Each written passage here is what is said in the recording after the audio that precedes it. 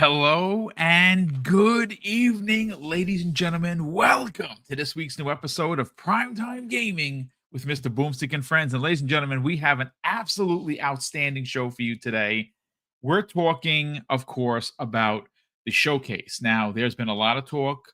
There's been no real leaks, to be honest with you, which is pretty surprising. We are May 1st tomorrow, right? Obviously, we're 5 weeks and some change away from the showcase.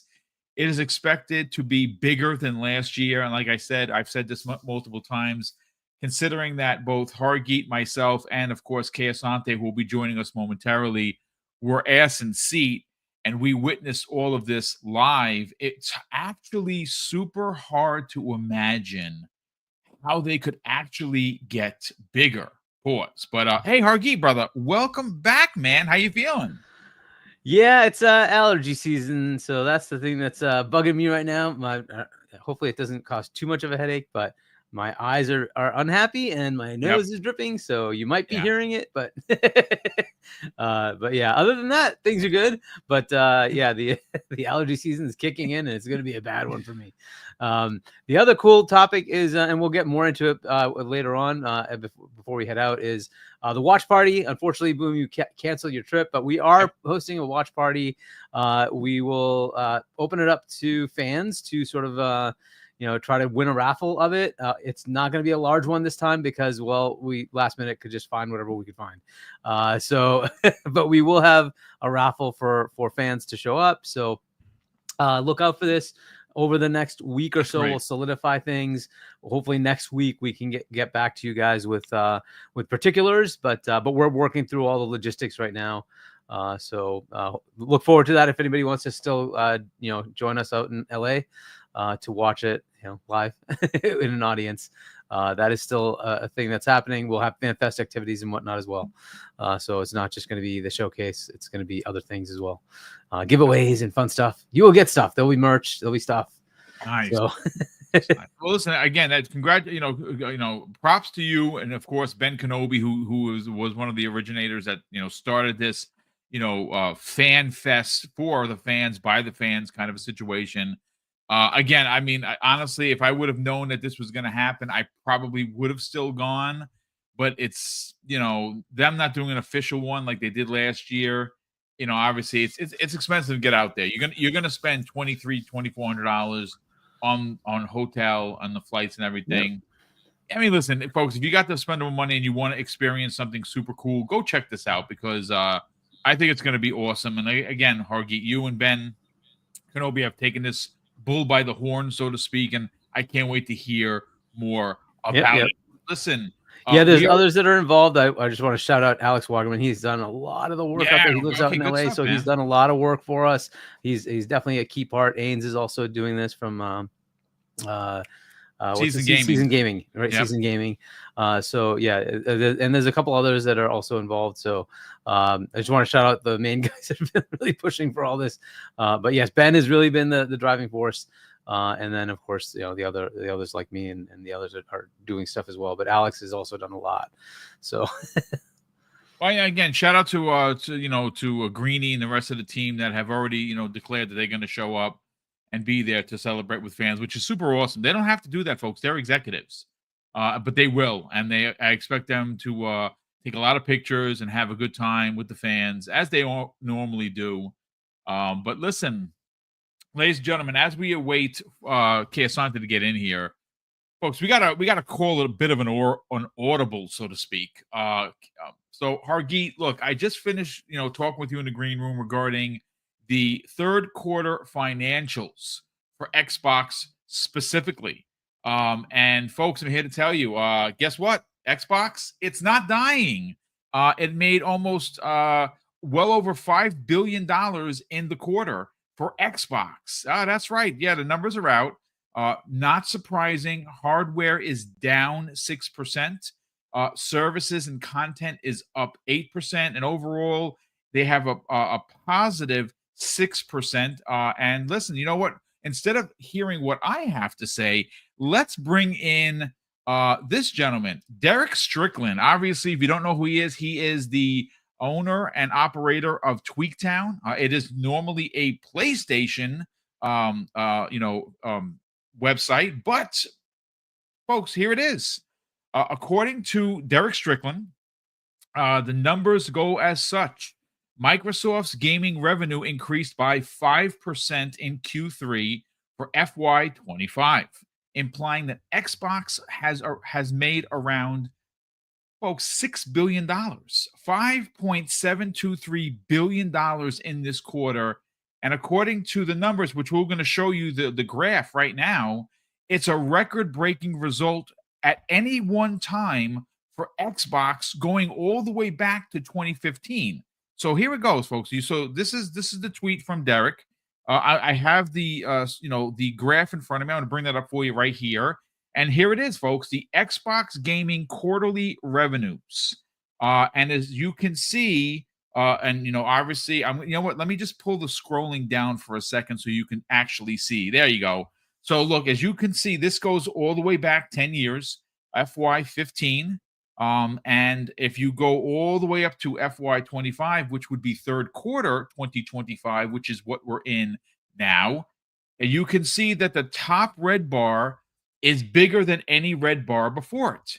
So it obviously is one of the most profitable years, or certainly most profitable quarter for Xbox. Now, mind you, why are we talking about the numbers? Because obviously, Hargeet, none of this matters to us. Our coffers are not being filled by what they make. But to be fair, when you see this kind of success, I think it does prove a few things. And I know I'm going to be a little facetious and maybe even a little bit of an a-hole here, but there were some people in this community, there were some journalists, in the circle of journalists that we like to stay away from, that swore up and down, Hargeet, that Xbox is dead. Xbox going third party. Xbox no more hardware. Now, granted, their hardware was down 6%. That's not surprising at all. As a matter of fact, I think you're going to see others have their hardware down as well. But they're up in services, 8%, Hargeet.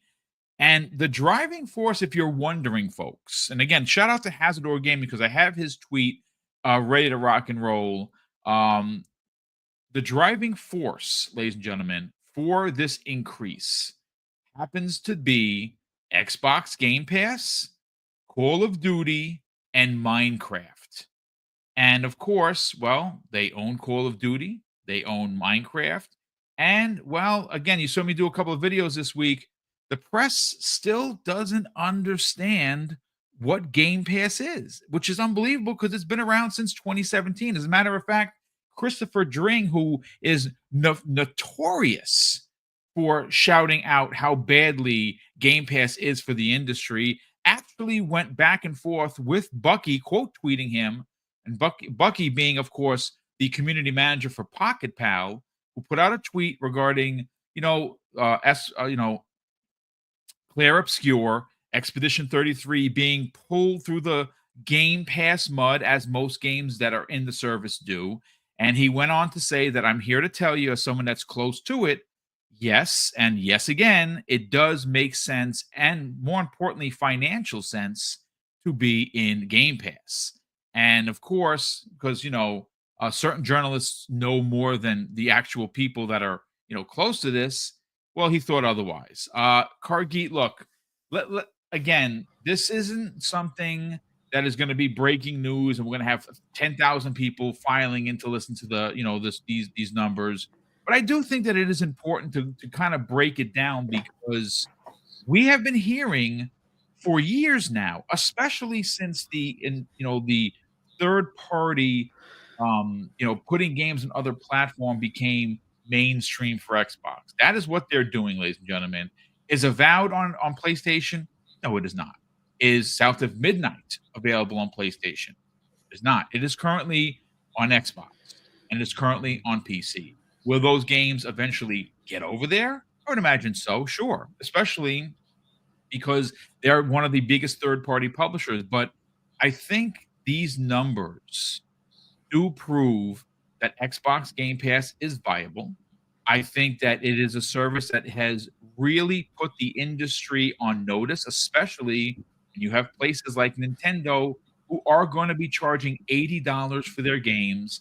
There is a shot that GTA 6 will be $100 when it releases later this year, and I would not be surprised if you start to see some of the bigs. I'm talking about the EAs, I'm talking about the Take-Twos, I'm talking about the Ubisofts, even PlayStation. They're probably going to be one of the first of the big three to raise their prices after Nintendo. $80 games may become a real thing. So, I mean, look, at the end of the day, ladies and gentlemen, this is great news for Xbox, but ultimately, it's great news for Xbox gamers, Hargeet, because we on the back end of these gains for the company, we do win. And how do we win? They keep investing in the brand. They keep putting more and more games into Xbox Game Pass because why? They want to keep us, who was already here, and they want to attract new subscribers. And they've been doing that through Minecraft. They've been doing that through um, uh, Call of Duty. And you know what? You know how you know this thing is starting to turn. I don't have it in front of me, and we're going to talk about it, me and C Money, tomorrow. But I've been sent several Reddit threads where PlayStation gamers are now starting to question PlayStation and PlayStation Plus. And when we're talking inherent value, we'll break that down tomorrow on X Vlog Live. But Hargeet, let's talk some numbers here. I mean, obviously, this proves that Xbox is not dying, and that the Xbox Game Pass service is going to be around and leading the charge. Yeah, I mean, and to the point of like Game Pass is not on the other platforms, right? It's on their main platforms, which is Windows and PC on the PC side, and of course Xbox, the console. And Game Pass is driving. Like that's the first thing they said is Game Pass, and then Call of Duty, and then Minecraft are the things that are driving. Minecraft, of course, just had a massive boon that'll come out, I think, next quarter, right? But with the movie that just came out, right? That came out this month or last month? This month, right? It was. I think it was April. Recent. It was in the last month-ish or so, right? It was projected to hit $1 billion. I think it was by and so I don't know if some of that revenue. Yeah. Sorry, and I don't know if some of that revenue is recognized last quarter or this quarter, whichever way. But they're going to have a bump there, and then they mentioned that the movie has increased their active user base by 75%. Wow. That is certainly helping Minecraft, which is why it was mentioned. But Minecraft has been printing that money the whole time anyway, right? And then Call of Duty it's Call of Duty, right? But the other big driver was Game Pass. And so, Game Pass is viable for them. It works. And they have those big games that can keep bringing in revenue. So it's a good deal for a bottom line perspective for them. They are continuing to put out, as you said, they're giving us more games. That's the beauty of this, right? As we just get more games, and it's the major platform that's really still doing a lot of new IPs, quirky games, things that are different, instead of just the Halo is the only thing that works, Gears is the only thing that works, and Forza is the only thing that works. Let's just keep doing that. So no, you got South of Midnight, you got Pentiment, you got Grounded, you get these variety of games that they're allowing their creative teams to go ahead and make. Project Mara, you're going to have all sorts of interesting things that just come out from Xbox. I'd love to see that from the others. I'd say Nintendo is kind of doing that, but their budgets are much lower. But fair enough, they're at least doing some of that. PlayStation has totally dedicated themselves to just their large games. I guess you could say Saros is a small game. I don't know, maybe you count that. But outside of that, I don't know.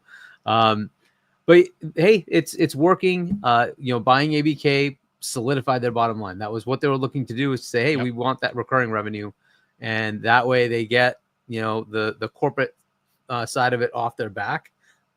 Here are your billions in profit. Enjoy, right? And now let me go do my thing. I want to keep making more stuff. Let me go, get my studios to make new and compelling content to keep people subscribed to Game Pass. And look, for those who want to be on the console, it's still there. It's still doing really well as far as performance. It's doing its thing. Games keep coming out on it. So you're welcome to just keep, playing on that console, buy that console. I don't know what's happening for supply, because there are geopolitical headaches going on right now. So yeah. I don't know how that's going to help and hurt and whatever, right? They're going to have to figure all that out. But that's going to cause some supply constraints.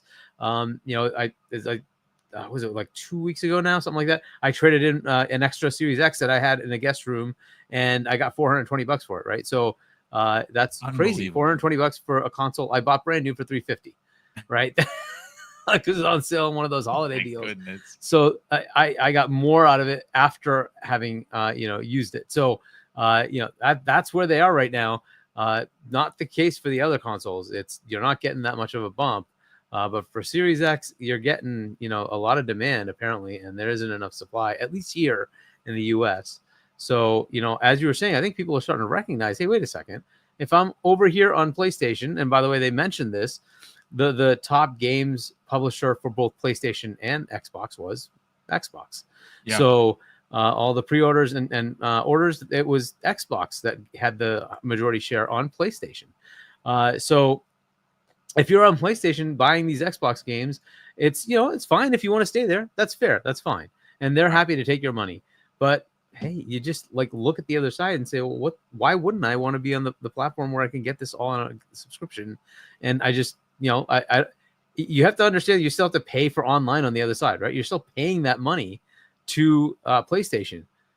That gets you about halfway to getting a Game Pass Ultimate for the year. And so you might as well just get that. That's like one more game, 1.5 games, and you're there. You're already there. And then you get everything. And almost everybody is playing Call of Duty at some level, right? So on the PlayStation side, the bigger game is Call of Duty. You just think about that and you're like, hey, this just comes with it. It just comes with it. You just get Call of Duty, right? GTA 5's in there right now. Like, you can play a ton of really good games that are in that service, right? So, whatever. If you don't want it, you don't want it. That's fine. They're obviously happy for you to, even on Xbox, buy your games. On PC, of course, do whatever you want. It's a wide open system. Do whatever you like. But they offer it there, and they're gaining market share there as well. They do need to fix that launcher. Hopefully they will announce stuff in that arena, shortly, because that was some of the stuff that they were kind of hinting towards with partner devices. So hopefully that's coming, and, we'll have a better launcher there. We'll see what happens. But that is, an interesting area for them as well, as growing on PC. There's a lot more potential there for them. So whatever. The hardware piece of it is just an interesting thing. I don't know if that's going to get better this generation or not, if that's just going to be stagnant for next gen as well. I don't know. We'll see what happens, right? I think the promise of gaming is getting more mobile and PC than it is on console, and Xbox is trying to marry the two to see if they can get you in a console that's really a PC. So we'll see how that works out. But yeah, the numbers are good. It's gonna make it, maybe like 25, something like that. Whatever, it's 17 now, something like that for the year. So I don't know if you still have that graphic, but I think you know what? Hold on a second. Let me pull it back up over here. I do have it here. Give me a second. There you go. Here's a graphic. Yeah, so it's about 18-ish, right? So add another 5. Okay, so also understand that this is going to include the insane April, where they've added, Forza Horizon and Indy on the other side. Yep. They're going to add, South of Midnight, Towerborn,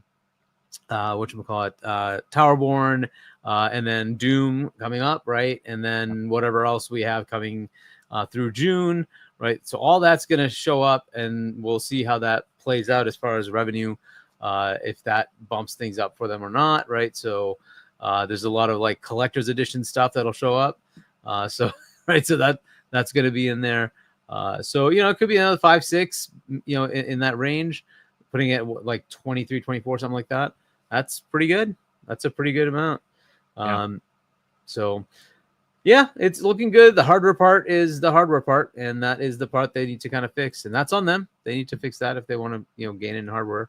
But those who want to take advantage of the Game Pass, dude, it's crazy. And the amount of games we're getting all the time, first and third party, it's nuts, right? So we just got Expedition 33, which is apparently so good. It's got like the top user Metacritic of all time or something. Yeah.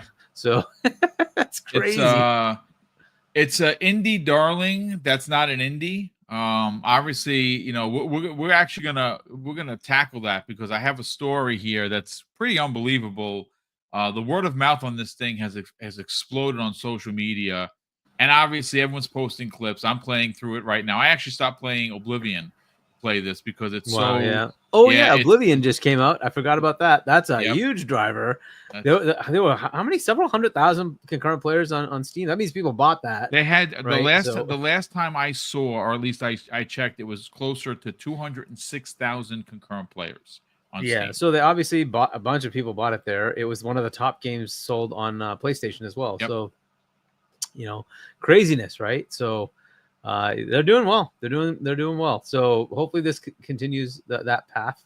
We'll see what it is at the end of the fiscal for them, and then we'll see how they do this June with the showcase and what's coming next. They got plenty of stuff cooking, right? So we are going to back end this whole show on that conversation because, folks, there is a lot of buzz happening. But Hargeet, before we move on to Clair Obscur Expedition 33, I just want to take a point that you made earlier, and I think it flew under the radar of most of the people here. Now, mind you, we're closing in on 400 people watching us live, so of course, thank you, ladies and gentlemen, for tuning in. But you said something that's very interesting, and I'm wondering who is going to talk about it first outside of us here tonight. Like, what a publication is going to be able to, because this is big. And you specifically said that the number one publisher for PlayStation was Xbox. So not only were they publishing games on their own platform, obviously that makes sense, but being the number one publisher on PlayStation. This is folks, I'm not trying to be like an a-hole or anything, but that's worthy of a conversation, because for a long time we were told by many people in this community, many people in games media, that Xbox games are mid. Now everybody wants Xbox games. As a matter of fact, there were multiple articles that were done, specifically the one that jumps off the page is Engadget, where basically they said, well, being that Forza Horizon 5 is on PlayStation, I don't need an Xbox. Well, the same author, who will of course remain nameless, only reviews PlayStation games. So I don't think he even has an Xbox. So I think that was him trying to be funny, which it wasn't funny, but ultimately now I specifically responded to him and said, well, if you're getting the game for free, which a lot of these websites do, then that whole conversation is null and void. Now, if you're buying the game out of your pocket, like most of us do, if we have to buy the games, then we can have a conversation. He didn't respond, obviously.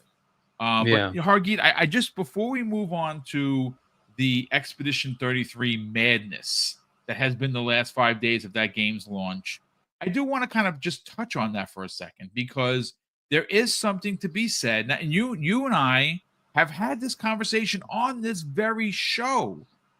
We've all said, what happens when Xbox has 5 of the top 10 slots for game sales on PlayStation? Well, folks, that has already happened, and it happened multiple times. Sony cannot keep up. You have to understand something. Sony finds themselves in a bit of a pickle, ladies and gentlemen. And anyone that says otherwise, well, we'll just wait for the bangers. You show me where the bangers are, because there aren't any. Okay? The one by Naughty Dog that's coming out, the space one, which looks dope, by the way, has been pushed into 2027. Intergalactic. Yeah, Intergalactic looks good. Listen, I'm not going to get into the political nonsense with people upset because she's bald, she's Asian, and she's a female. Yeah, that totally caught me by surprise. I did not even pick up that would be a thing. Yeah, I didn't care. I'm like, you're a bounty hunter. Why should you care? It's like, a female protagonist. Okay, big deal. Female. But yeah, that caught me by surprise. I don't know. But you know what? This is, again, it's an interesting conversation, Hargeet, where it's funny, and we're not going to spend much more time on this, but I want to be a little slanderous here, because Xbox games mid, Xbox going third party, Xbox dead, and yet their games are the most bought games for this quarter on PlayStation. As a matter of fact, there was a story that more PlayStation gamers bought Indiana Jones than Steam players and even Xbox players. Think about that for a second. Wow. Go figure. Think about that for a second. Now, why is that? Well, Game Pass is probably the culprit, so to speak, because most people just downloaded it, as they should. But Yep. Hargeet, there is something to be said about that, man. Let's get your final thoughts on that, because that is a big topic. Yeah, I mean, look, and unfortunately, PlayStation is in their little lull that happened because of two big factors. First, COVID. They just happened to have stuff ready, and so during COVID, they went ahead and released it, but their development cycle did get hit, and so things are kind of delayed a bit. And then second, they canceled a lot of the games that they were planning to come out with because there were live service games that just didn't work out. So now they're kind of dry. They also closed a bunch of studios. That's just kind of how it is. They don't have an absolute nothing coming. They have Marathon coming, though. That's not looking so good, brother. I'm gonna tell you this right now. Just add some context what you're saying. I don't know if you saw it. Paul Tassi wrote an article. I saw it. Yeah. The lead article, the lead title was "This game needs to be delayed." Yeah, and I don't know if delaying it is enough, right? So, but that's a whole other topic. But that does not look like it's tracking well. Let's just say. Nope. The player counts are just dwindling. It's unfortunately following the sort of trajectory of Concord, which is not where they want to be, but unfortunately that's kind of where it is. Good luck to them. I hope it works out, but whatever it is, what it is, that's the game they have. Ghost of Yotai, which I look forward to. I still think it looks cool. It looks phenomenal. But for me, it's a next year thing or whenever they put it out on PC. So I will wait for that. But that's coming out in October. Great. So that's their year. But Xbox is putting out games all the time, and they're bringing in some of the older catalog stuff, putting it on PlayStation, and then they're releasing new games like Doom: The Dark Ages is going day and date over there. Ninja Gaiden, right? That's gonna be published. Ninja Gaiden 4, that's gonna be on there. Outer Oblivion, #1 on PlayStation right now. Yep, Oblivion remaster. But I'm pretty sure Outer Worlds 2 is already slated to be on PlayStation, probably day and date, I'm gonna guess. So that'll be over there. So they are putting games plus Call of Duty, obviously, and then God knows what else is being announced, right? We have no idea what's coming in June Showcase, right? There could be other remasters, and it might make sense to bring them over, right? So they just put Forza Horizon 5 over there. Fantastic game. I hope it does really well. I mean, it was already like 40 something plus 50, 45 million, whatever it was before it went to, to PlayStation. So I'm sure it's added a whole bunch of players there. Fantastic game. Good stuff going on over there. Minecraft is killing it right now. So that's going to be, picking up, and PlayStation's one of the places that people play it. Right. So yep, you've got that there as well. So yeah. And this is just how it's going to go. Once Xbox decided, hey, they're going to buy somebody like ABK, they were not going to take them and make them private. That was not going to become an exclusive thing. It was always going to go everywhere, right? It was going to go to everybody. That's how it was going to be, right? It was going to stay, a publisher for everyone that publishes their games pretty much everywhere that makes sense, right? So you can expect a whole bunch of Switch 2 ports coming down the road here once the Switch 2 kind of gets its feet under it. So that's going to happen too. And then Bethesda, they've sort of kept a few things exclusive, but mostly it's been games that have a history. They've been saying, well, whatever, let's just put it there, right? Doom could have been an exclusive. I think they probably had that as an exclusive and then said, why? Let's just put it there too.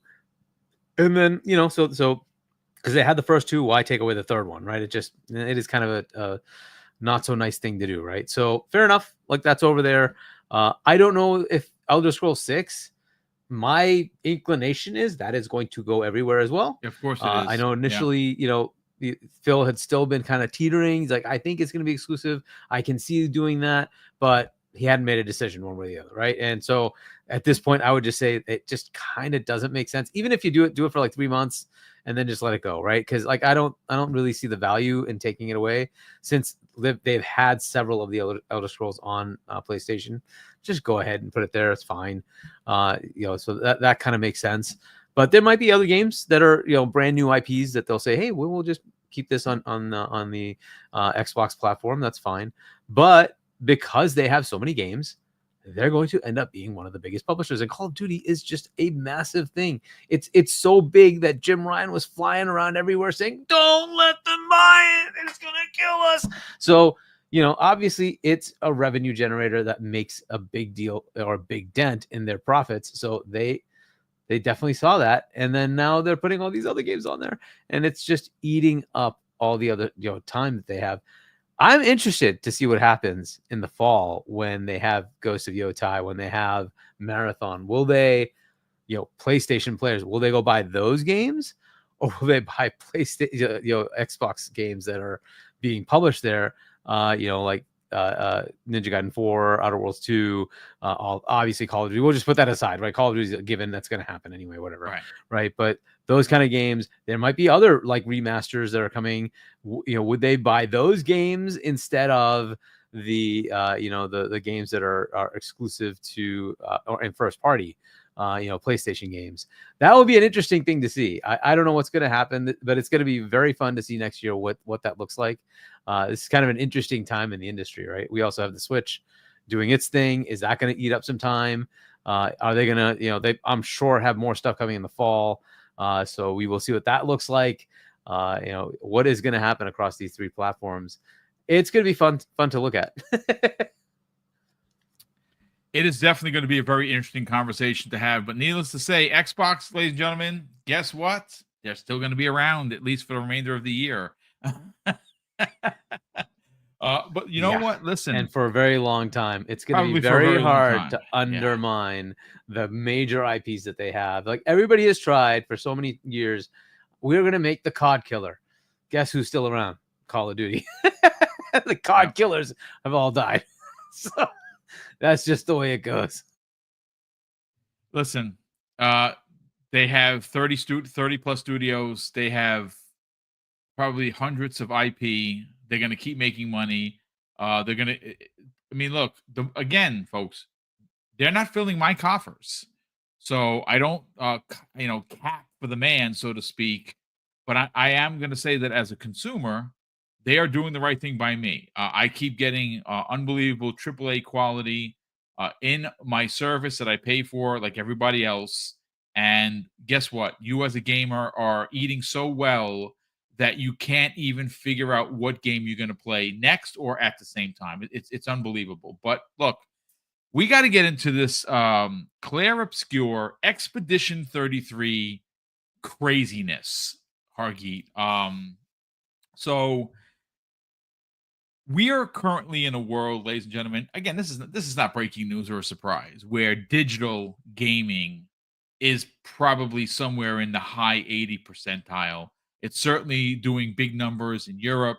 It's doing big numbers here. Now, granted, of course, there is a subset of people that like physical copies. Now, I buy all of my PlayStation stuff. Some stuff's digital, but most stuff I buy, physical. All of my Nintendo Switch stuff I buy physical. Xbox, I don't, unless it's a collector's edition like the Doom, the Dark Ages one. That's gonna, I actually think it does come with a disc. I'm actually surprised because if it would come with a code, that'd have been fine too. But this is an interesting and incredibly head scratching topic and post that comes the way of the official Clair Obscur Expedition 33 Twitter handle. Check it out. Listen to this, Hargeet. This is hilarious. So I saw a couple of reports saying that physical editions were selling out everywhere. I said, wait a second. This is absurd. It's a small team. I mean, the game is already been lauded as a game of the year contender. I think it's going to probably run the gambit. Personally, I think it's going to run the gambit at the Game Awards. It's hard to bet against Sandfall for what they've done, right? Like, this is a legit, incredible game. So far, I don't know, maybe, what am I, 10 hours into the game? I wish I had more time. I wish there's somebody in the chat here that I said hello to earlier. I've already beaten that game. Like, good on you, man. That is freaking awesome. So yeah, Fonz just finished it today as well. Oh, there you go. I mean, that's loved it. People are loving it. The music is amazing. The graphics are amazing. The turn-based combat is engaging and so different. There's the off where you can fire. Like, again, if you're savvy and you're reading the room, you break those crystals and it takes off a massive amount of damage in some of these things. And some of the stuff is actually, like hidden. You got to time your shot perfectly. I don't think I've come across anything about Expedition 33 that I don't like. Now, if I was being a little bit nitpicky, I wish you could save everywhere. Like just have a like boom save and I love manual savings. I do like auto save, of course, we all do, because sometimes we forget. But I like manual saves. I'm hoping that they add that at some point. Now, again, usually, when I find a lot of stuff, I'm running right back to the flag to kind of rest. And what that does is reset all the enemies, which I think is cool because you can level up and spend time grinding, which is awesome. But check this out. Here's the official Twitter post, and it says this: "We are aware, Hargeet, that we have sold out of physical editions at various retailers.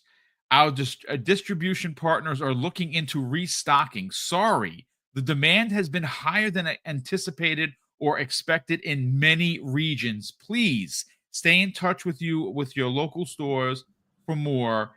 Tomorrow comes." And they've been consistently updating. Hargeet, let's talk about Clair Obscur Expedition 33. Yeah. And of course, why I want to talk about it is once again bringing Xbox Game Pass into the conversation, Hargeet, because supposedly, right? Again, this is just based on several reports by several gaming journalists, as well as well-positioned, podcasters, that Xbox Game Pass stifles sales. And guess what? The physical copies are selling out, Hargeet. I mean, I don't know. Again, I haven't heard anything like this in a long, long time. Like I said, when I first read it, I was like, it's not April Fool's. Like, what's happening here? They sold out. And yes, they actually didn't anticipate the push for this game. Now, again, they thought smaller because it's a small team. It's only 30 people that made this game. Did they think they were going to sell millions? Did they think that they were going to sell 1 million copies in 3 days? I don't think so. But let's get your thoughts on that, because that's pretty interesting. Yeah, look, a game like this is gonna, like, word of mouth just go crazy, right? So there are certain games that just kind of like take off, and Game Pass is such a great vehicle to get people to try it and then word of mouth it, right? But this one even has like critical reception, right? So you can think of Pal World. You'd mentioned Pocket Pair right before. Pal World just kind of took off. It was in Game Pass. People tried it, said, "Hey, this is pretty good. Hey, I want to get the extra capacity that you have on the Steam version. I'm just going to buy it." It was nice and cheap. People bought it, right? So it sold tons of copies, even though it was in Game Pass, and it had constant, like, lots of players for a while. And I don't know if that, where that is now. Of course, you kind of can finish the game, right? So, but yeah, it's a interesting thing that happens for certain games. A lot of games get exposure because they're in Game Pass. Because, like, normally it's very hard to get through the massive delusion. Like, there's like so many games coming out all the time. It's like, okay, maybe you get recognized. But in Game Pass, you're curated. You're right there. And, it's people will just give it a chance. Enough of them do. And that can, help elevate your game to be something, right? So it may not always work out, but it does for most of these people. They seem to be happy with what happens with Game Pass. As far as the whole, like, cannibalizing sales thing, you have to think about this from different perspectives, right? You're most likely covering most of the cost of the production by just being in Game Pass, right? When you're first party, of course, that's totally the way it is, right? First party, they're just taking the money and they're investing it back in their studios. That's just how it goes, right? So that's already paid for. Anything they sell on top of that is gravy.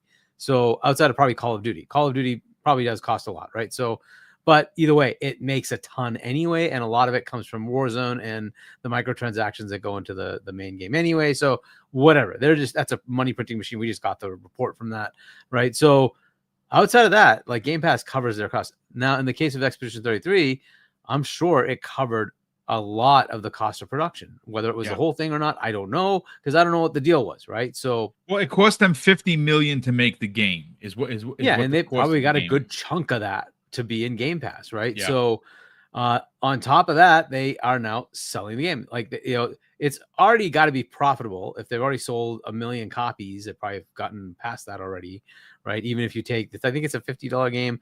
Plus, there are other editions. I don't know how many people are buying those other editions. I bought the $60 digital edition. I bought the game. Yeah. Yeah. And then, there's also like the collector's edition, which is the physical thing. If you wanted to buy, I think it comes with a music box or something like that, right? So it's a nice little statuette music box thing.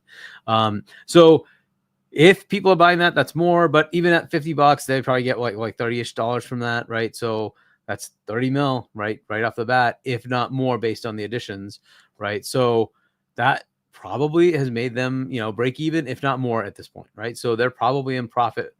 This is great, right? And the sales thing, it just depends on whether it's good enough for that studio to make the revenue they need to recognize when they're, in Game Pass. So there's a lot of headaches for studios to say, how do I continue to develop this game without any money, especially for a new studio making a new IP. It's cool to then just have a bag that lets you do that. And let's be honest, PlayStation does the same thing, right? So they've got plenty of those new games that are smaller indie type games, and those are their exclusives, and that's how they're getting them. They're giving them a bag, and that gets the the development costs to be shared so that they can make those games and put them out. So that's fine. It is what it is, right? But when it's happening on that side, apparently it's okay.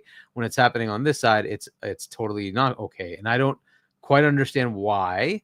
The engagement they get is fantastic. They most likely have some remuneration per play or whatever. That's all up to them and whatever deals they make, right? So I don't necessarily care about the financials. I care that the company got enough to continue making the next game. Is that the case? And in a lot of cases, that seems to happen, right? We hear more about like studios not making it when they play with PlayStation versus the Xbox side. It happens. It happens on both sides, but it's a lot more on the other side than it is over here. And hey, that's economics. That's the way it is. If your game doesn't get played, you have that problem. Whereas Game Pass is kind of more just guaranteed. Here it is. You're already all set. You're here. People can play that game. They can renew the deal, whatever they want to do. And, that is enough for a lot of these indie type, studios. It's a 30-person team. Thankfully, it's going to work out for them. It's great. I don't know that that's, always the case, but it's probably the case in most of the things that, Xbox does with Game Pass. So I'm not sure why this is a headache that keeps coming up. Like, it's irrelevant to me as a consumer. It's really a question of developer, publisher, Microsoft. Can they work out a deal? If they can work out a deal and it's beneficial to both parties, why do I give a damn? I just play my game. That's really all it should mean. And if you like the game, you want it like you did, you bought the digital deluxe edition, whether you got just the upgrade or the whole game, hey, you're welcome to do that. And you get a discount. This is just great, all around. What is the downside to this? You don't have to just decide that I don't want to buy the game. Heck, I'm buying Doom the Dark Ages Collector's Edition because I want the stupid statue. I don't have to buy the game. I don't. It's in Game Pass. But I'm buying it. I'm paying even more because I'm getting a statue. And then I bought the controller, which just showed up today. I got the wrap, right? They're just making money off of me for one game that's in Game Pass that I can still play in Game Pass, but I'm going to end up owning because I wanted to get the collector's edition. And that's how they get you. They hook you with these things. So, and that's up to them, right? So Expedition has that same thing. That's why you're getting physical sales. I'm assuming a lot of people want the Steelbook or they want the collector's edition because it has the statue, and that's cool. Like, why not? That's great. So if they don't have enough, hopefully they can make more. That's awesome news, right? But this whole like discussion about sales, I just don't care. That's not my problem. I never discussed this about like Disney movies. Do I give a shit? Like, do I care what their budget is? Do I care? No. You know why? I watch it if I like it. That's it. I just don't. It's not my problem, right? If it's in Netflix, does that mean I have to worry about the studio? Not. I don't care. That's not my problem. If the movie's there, a TV show's there, I want to watch it. I just watch it. right? I'm not sitting here counting their bottom line accounting, and why does that matter to me? That's their problem to contend with. But somehow in this industry, everybody has to talk about Game Pass being the worst thing. It's like, well, why is it the worst thing? You know why it's the worst thing? Because it isn't, and they're pissed off about it not being on their platform. That's really the underlying stupidity, right? If it was on PlayStation, nobody would be saying that this is a bad thing. They'd all be saying, oh my God, this is the best thing that's ever happened. Fire is just useless trash. This is the most historically awesome thing. That they are absolute bullshitters. That's really what it is. All these people are absolute bullshitters. This was on PlayStation. It would 100% be the best thing in the industry that's ever happened. 100%. But because it's not, then they all have to be pissed off because they're stupid PlayStation players. That's your problem. You can get off that useless console and get onto the platform that matters, because there's just not enough games on that platform. I'm sorry, but that's the way it is. Yeah. If you want to play, this is the place to play. The other side strings you along, increases prices, and continues to give you jack and shit. And the games that have been coming out lately, well, Concord was a massive hit. Oh, I'm sorry. It was a massive failure. Yes. Marathon's not looking much better. Nope. The game of the year didn't even sell that much. That's where you guys are. So if you really want to continue on that platform, enjoy, have fun. That's great. Keep buying the Xbox games on that platform. That's awesome. Or you could just come over here and be happier. That's up to you. You can keep being sour and say, oh my God, this stupid game. Or you can enjoy Game Pass and not worry about it and just enjoy gaming, right? So there are two options. Ultimately, this isn't your problem. If Paramount Plus is going to sustain itself or not is not your problem. If, Peacock is going to, you don't have to care about that. It's not you just take the stupid service if you want to use it. That's it. It's just that simple. Like, it just doesn't matter, right? Unfortunately, somehow the entire world has to care about this. I don't know why, but they somehow have to care about this. There's more games that are being made because of Game Pass than any other service. Yes. And, look, I said this the other day. I don't think I'm being facetious at all. When you consider inherent value, right, and the fact that we got to consistently talk about this goes to show you how poor the narrative is. And again, is Xbox to blame for not having more subscribers? Yeah, probably, because their advertising has been just terrible at times. Have they gotten a bit better? Sure. Is it perfect? Not even close. But there is something to be said about inherent value in 2025. And I said this, entertainment is a vast, broad stroke conversation, right? When you say entertainment, that could be anything to anyone. If it's, comics, if it's graphic novels, if it's film, if it's TV, if it's music. Let's say, for instance, you're into Warhammer and you buy the miniatures and you paint them, right? That's your entertainment. That costs a lot of money, right? But when you consider and again, folks, just imagine this in your head for a second. The broad stroke of what entertains us, and it's different for everyone. Entertainment is expensive. And the only place that really does give you unbelievable, unmatchable value at $20 a month is Xbox Game Pass. And look, again, we're not specifically talking about this, folks, but not everything you're going to read on Reddit is true.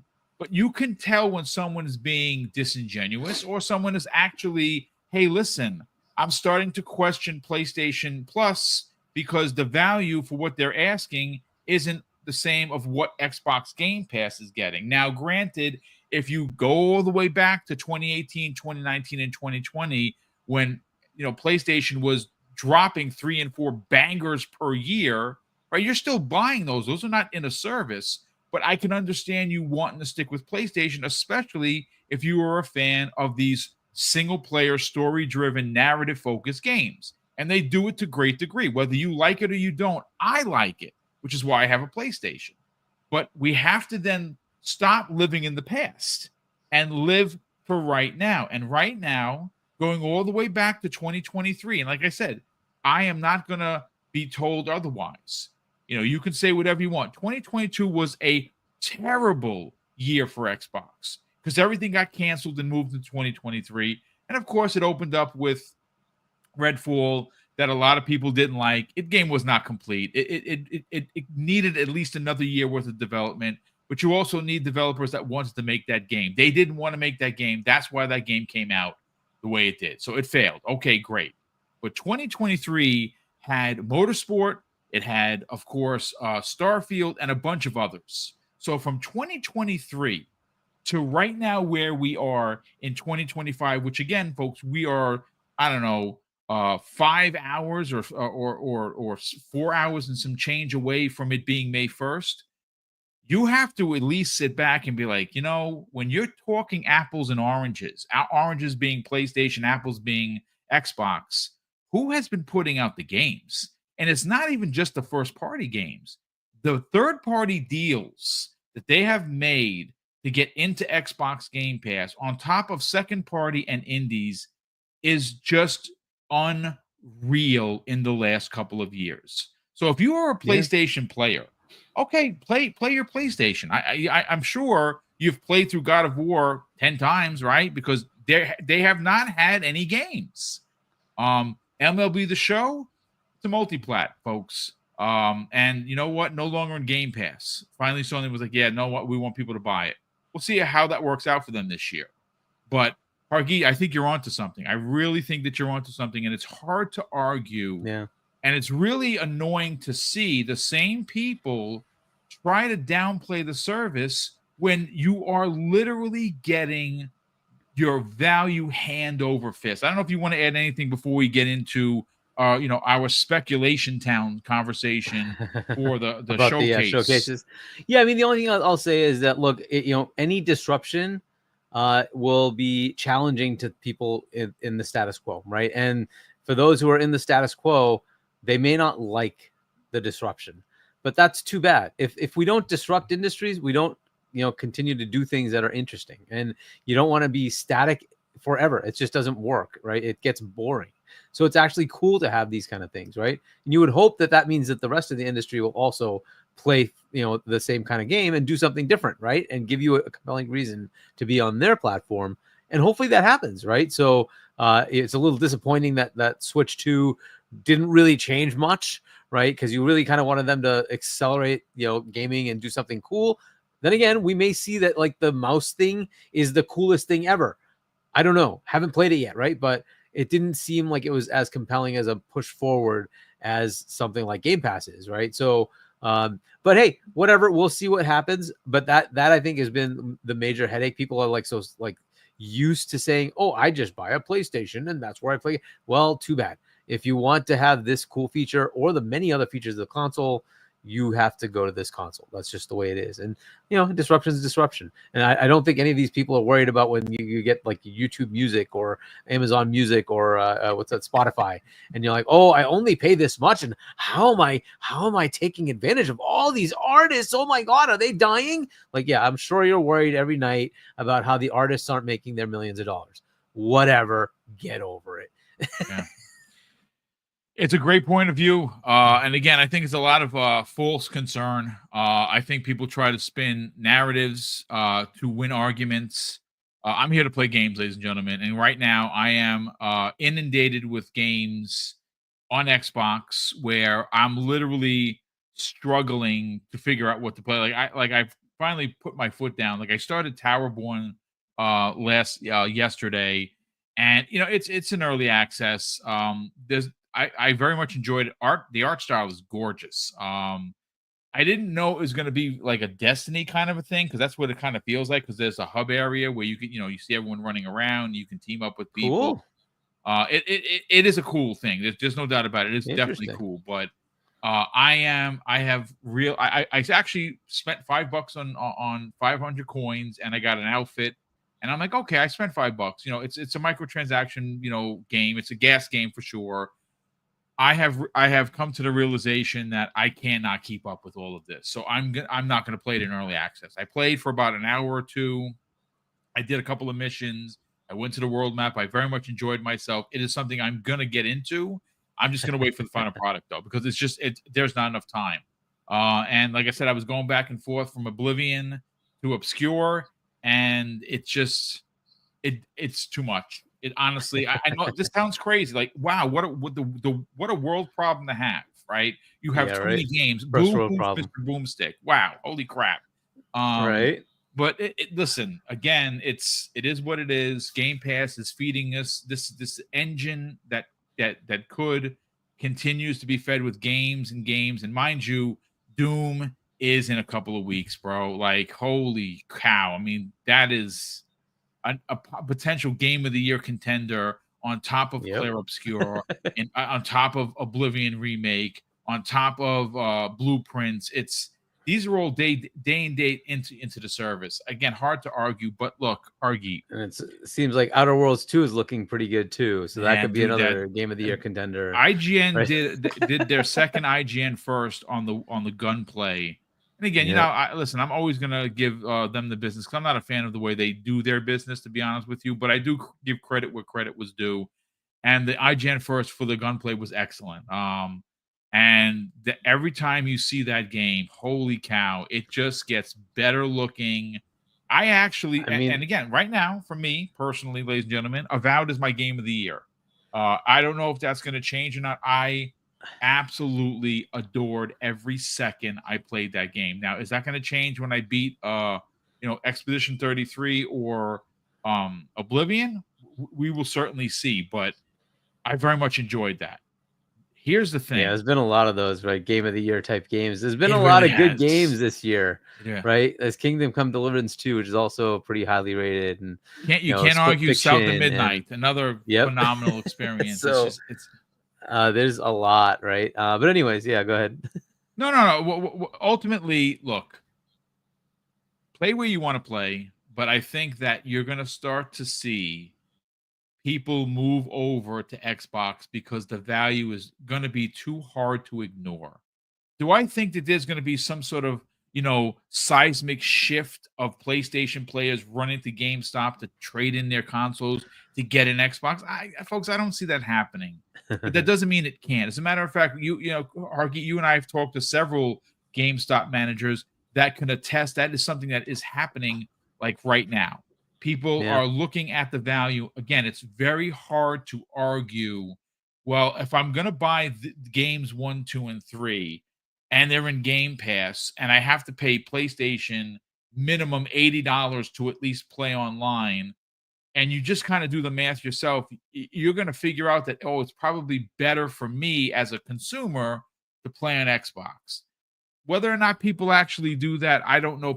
I'm not watching anybody's pockets, ladies and gentlemen. I'm just saying that you're going to start to see that happen. But Hargeet, it's 8:00. We got about another 15 or 20 minutes, maybe 20, 25 minutes left. You again, apologies. I don't know what happened with Kayasante. Something with the family must have, because when he doesn't show up, it's usually something with his family. Hopefully everything is okay. But we're gonna still continue to entertain you because Hargeet, the showcase. Look, you and I have heard both on public and private channels that this showcase is expected, this is a rumor, so take it with a grain of salt, folks, to be bigger and better than 2024's. And it's hard to imagine because we were there, right? We were ass in seats, and for every big announcement that we didn't, that we were, and which most of them were shocking for us, but I don't think anything was as big as Gears of War E-Day. I mean, it was like being at a wrestling event, like your favorite wrestler coming out and just doing his or her thing. The crowd went bananas. As a matter of fact, I'm a big nerd, folks. I'm getting goosebumps just talking about it because I recorded it. I got 26,000 views, and I was like, yeah, Mr. Hargeet here. What was the end number for the people that tuned into People still keep watching it. So I'll tell you what the current number is. Please tell this chat. This is amazing, folks. I love these stories. This is great. Let's see. Gears. Where's my Gears? I'll just do a Control F. Gears. There it is. It is at 87,848. 87, almost 88,000 views. I mean, what a story. Yeah, like crazy. So right. Again, it's an exciting time. And again, folks, do I have any inkling as to what's going to be there? No, I honestly don't. And Hargeet, you said something earlier that I think is very pointed, and I love it. You don't want to know, right? I don't want to know. Again, I want to get I'm very surprised. cautious on reporting leaks Yeah. for a couple of reasons. One, I have people and really good friends at Xbox. I don't want to piss anybody off, but I also don't want to do something that's going to damage the fact that they recognize the channel. So most of the stuff that I get, I don't talk about. Like once Jez reports on it, or Tom Warren or Tom Henderson, or someone's reporting on it, then I'll have a conversation about it, because I want to be surprised just like you guys and gals, right? I want to be surprised. So I don't really have any idea, but I think it's safe to say that we have some theories and some thoughts. So the reason I decided to bring this up is because there was a poster on X or Twitter. He goes by the tag C7 Gaming. Now I follow him, he follows me. And he put out a tweet for the Xbox. Again, this is just his thought and theory as to what could be at the showcase. And when I saw it, I said, wow, this is really something else. I want to talk about this. And of course, I want to give him give him a shout out. So check this out, Hargeet. This is what he has down for the showcase. And again, is everything going to be there? I don't know, but it's a really, really good list. And I got to be honest with you. If half the games that he has on this list are there, and they're all very viable, there's nothing here that is so off the wall wackadoo that you're like, this guy doesn't know what he's talking about. So for DLC, he has Indiana Jones and the Great Circle, the second DLC, something with giants. That's happening. That's not a surprise. We already know about that. Starfield is having a new DLC this year. Not a surprise. He also has Avowed. And originally, they did not make Avowed with DLC, but because of the reception, they might have changed course. So maybe we get an announcement, maybe not coming this year, it's coming next year, but we might get some Avowed. So those are the 3 DLCs that he has. As for games, Hargeet, Outer Worlds 2, not a surprise. Ninja Gaiden 4. Now, this is where we get into some speculation town kind of conversation. He has State of Decay 3. I think it's going to be there. I really, really believe it's going to be there. And I think we're going to get a release date for it. I don't think that obviously is happening this year. I think it's going to happen next year. But I think we're going to get some real good gameplay. He has Perfect Dark. Again, we already saw gameplay. I think we get an announcement for next year for sure. He has Gears of War E-Day. Obviously, that's happening in 2026. He has Fable. Some people don't want to see Fable again. Yes, I'll see Fable again, please. Thank you. Hollow Knight Silksong has been rumored to be there and actually potentially shadow drop at the event, which would be dope. He does have here Everwild, which could show up. Contraband is about time to show up. Elder Scrolls 6, I don't know so much about that one. I think that would probably not be there, but he has Forza Horizon 6 here. I think that shows up in a big, big way. And he has 2 surprises here. Now, one really isn't a surprise, but we're all going to be yelling in our seats to watch it get announced, and that's Black Ops 7, which of course is the sequel, the direct sequel to Black Ops 2. And he has here, and again, we heard some rumblings about this, Hargeet, Prototype 3. And remember, we had that leak where someone that was was asked to fill out a questionnaire about Prototype. I mean, listen, you're not going to get any gameplay, obviously, but an announcement would be pretty good. So again, that is. Oh, so he also wrote. Thank you so much for that, James Thomas. Clockwork Revolution. I forgot to mention that one. I have it right in front of me, and I went right over it. So Clockwork Revolution. Do we see the list, or is that something that I don't know? I mean, I could do well. What was the question? Yeah, I was just saying. I don't know if it's something you can screen share or not, but yeah, I can I don't know share. if it was just in notes or if it was a tweet or something. Let me do that, folks. Hold on a second. Let me do a quick screen share so you can see exactly what I'm talking about. Again, it's while you're going through that, I would say there's more than a 60% chance that Forza Horizon 6 is going to be there. Yeah. And I'm basing that on internal knowledge of things that I probably shouldn't be talking about. But anyway, There it is, so Hargeet. so I think that is a likely. Now it may not happen, right? But they're very due. It's very due. It's been many years now, like 4 years. What was 21, right? Yeah. So it's definitely due. And I just, I'll just leave it at that. There are reasons why I think it is going to be there. I don't think that anything here is out of bounds. The one that I would think that's kind of odd is Grand Theft Auto. I agree there. I don't know that that's going to be there, unless they basically are saying we're ready to announce the release date. We'll announce it on your stage, but we're going to market with everyone. I just don't think Microsoft wants to pay them to have exclusive marketing. But I think the better thing for GTA, for Take-Two, is just say every platform can market this game, and let's just get as much publicity as we can with it. And let Nintendo, as they show their fall lineup, can also market it. And PlayStation, like they have, weren't they supposed to have a state of play or something today, or what is it? They had the Borderlands 4 event where they showed off the game. They have the marketing for that.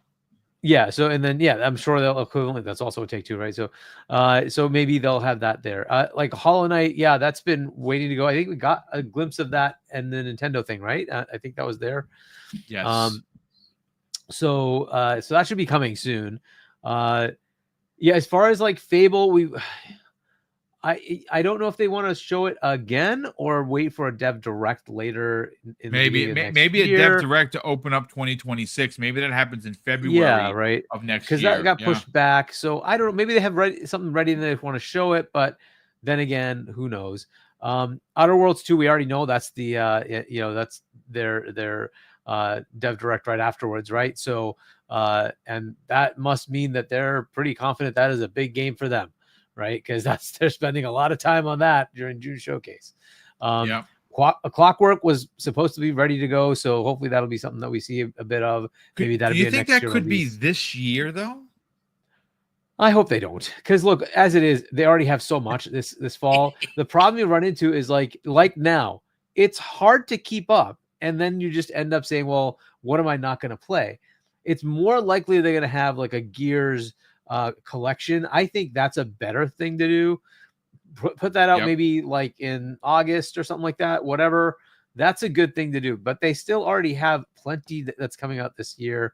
I don't think they should add more, because look, if Forza is coming, and I said I have like a 60% confidence it is, Forza coming out means September is likely Forza. So that's going to be September. Then you got Outer Worlds to slot in and Ninja Gaiden 4 to slot in. Right. And you have at some point that GTA 6 that's going to happen. So you really don't want to keep adding more to this. It's going to get kind of crazy. So this year, I think they've already got enough. They don't need to add more, in my opinion. They have to also put in Call of Duty, right? But Call of Duty can probably live on its own. So fair enough. So I think the rest of this stuff is really next year or further out. Elder Scrolls 6, I think, is ready to show. So it is possible we start getting the first, look at it, right? We got a glimpse, right? Like a pan over the area that's going to be, right? That was the sort of it's coming trailer that they had many, many years ago, right? Before they were acquired, along with Starfield, right? They showed both of those. But I think this is going to be the real, full on reveal trailer, where we're going to see a bit more about it and, what the game's going to kind of feel like, be like, whatever, right? I think that is viable, because I think this is a 27 release, and the usual thing Xbox does is like they'll show it to you, and then the following year they'll show you the gameplay, right? And then it'll come out the following year, something like that, right? So I think that's a good pattern for them.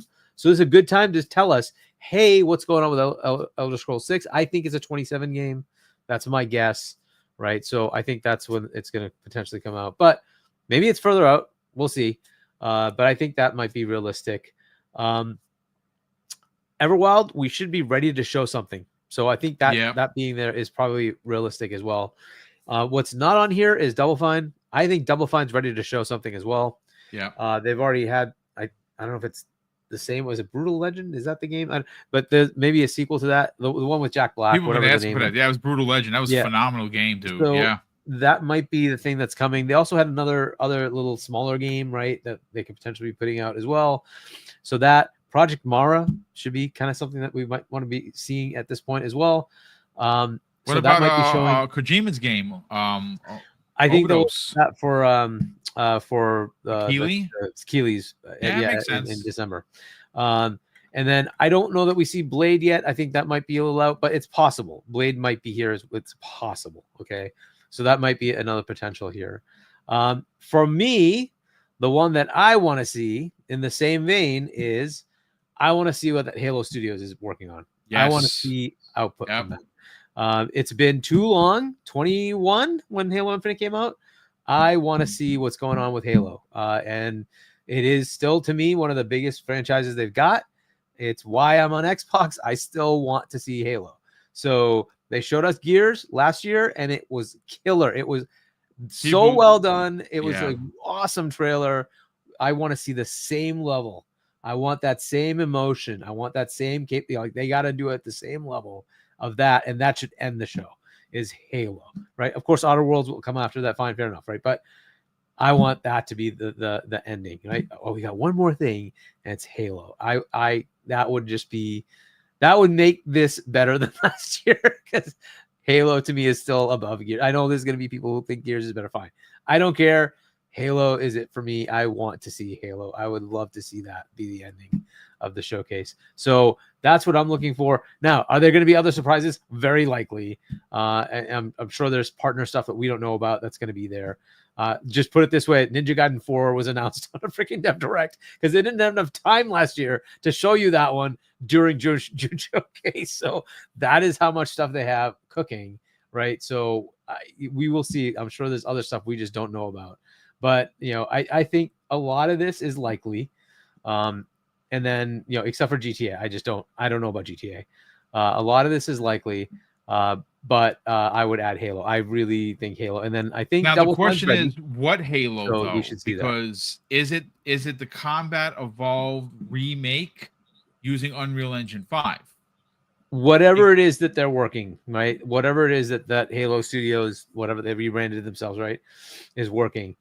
Whatever that is, if it's a reimagining, if it's a reboot, if it's a just Combat Evolved with a different twist to it, fine. Whatever it is, I want to see it, right? Yeah. So that's really it. I want to see more Halo. I want to. There's nothing wrong with that. In a big way. I think it's time for a single player story driven Halo to return again, folks. Yeah, I have absolutely 25 plus days in Halo Infinite, and I'm not sorry that I spent all that time. It's there. An awesome, great game. But it's time that we I agree. I think we're on to something here. Again, look, Forza Horizon 6, Tokyo. Someone actually just said it. That's what my prayers to the gaming gods are. Hopefully they go to Tokyo because they've been to Europe, they've been to Mexico, they've been here, there, and everywhere. Just like Assassin's Creed finally got to Japan, I think it's time for this, and it really does match the series so well. And could you just imagine a year or even a showcase, Hargeet, where they're going to – and again, this is all potential, folks. So obviously take it with a grain of salt.